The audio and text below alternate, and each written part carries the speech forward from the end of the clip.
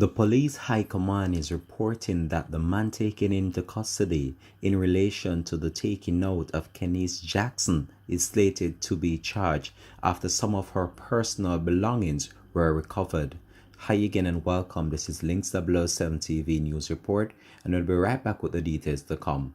If it's the first time you're watching, please remember just to like, share, subscribe to the channel, click that notification bell and click on all so you're always updated with the latest news report. We'll be right back after the break with the details. Welcome to Links 007 TV News Report, providing you with the best in local and international news updates. This is a place where you can get the most reliable and informative news information. Links 007 TV News Report. Welcome back and thanks for joining us. This is Links 007 TV News Report. The Deputy Commissioner of Police, Mr. Svsp, said that they are certain there will soon be charges in the case of Khanice Jackson. The police have stated that they have recovered some of her personal property and they are sure of what really transpired in the incident. They have uncovered some additional information in relation to the case. This fall on the heels after the Prime Minister of Jamaica, Mr. Khanice, paid the family of Khanice Jackson a visit over the weekend.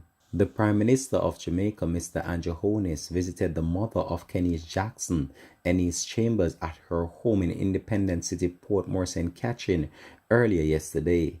Chambers broke down in tears while talking to the Prime Minister and had to be consoled by family members. The main suspect in relation to the case was picked up in halfway tree by the police on Friday afternoon. This was what he had to say to a family member about what really transpired between him and Miss Jackson before she disappeared. So you are the last person to see her. You are the last person to see her, Robert. I'm begging you. May I aid you for just come forth and say what you know, so them not hunt you down. May I tell you, because the whole world I look fair. And I will do that, but alright, let me tell you. Yes, please. I tell you again from start. I never carry her. Last week, I never carry her. Right, but we're talking about Wednesday. You know, me and her out there because me can't go carry her and she away from her bus. So, she, you know, look at she walk and she push me. I say, what should I say? I don't want to pretend my life on her. She said something. I mean, push her back at her. She said, me. But I took her and said, this boy look like him know her. Him know, him told me. And that took me up and do me all kind of something. So eventually, me lick him back. I'm lick him in his face and them something there. And hold him round him neck. And so no one's fighting out at the bus stop? Huh? How the guy look? This is it no. I don't know him. So I don't necessarily know him. But if I go to the bus stop, and if me to see him again, which he never look like him, I go nowhere either. And then she have something like this disagreement or nothing, you know. That is when everything turned out with me and him, and she said, stop it. But she, I think I spoke, she said, around her, and a fight outside. And me go with the two of them. Now that was the individual the police have taken into custody in relation to this matter.